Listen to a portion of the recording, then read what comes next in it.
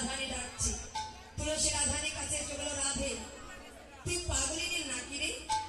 তুই তো আমাকে দিয়ে পাঠালি গোবিন্দের নিকটে, তুই দিয়ে পাঠিয়ে তুই আবার অমন করে আমাকে কেন পিছু ডাকছিস? বল বল কেন রেখেছিস? তুলসী বলল, রাধারানী বলল, তুলসী বলল, হ্যাঁ রে তুই কেন পিছু রেখেছিস? তুই কি জানিস না কেউ কোথাও যেতে লাগলে তাকে কখনো পিছু ডাকতে হয় না? কি বাবারা, কেউ যদি কোথাও যেতে লাগে আমরা বলি তাকে পিছু ডাকলে নাকি তার অমঙ্গল হয়।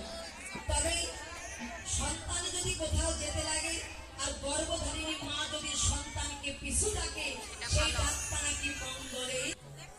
তবে তুলসী তুই আমাকে, তুই তুলসী রাধারানীকে বলো, রাধে তুই আমাকে কেন পিছু ডেকেছিস?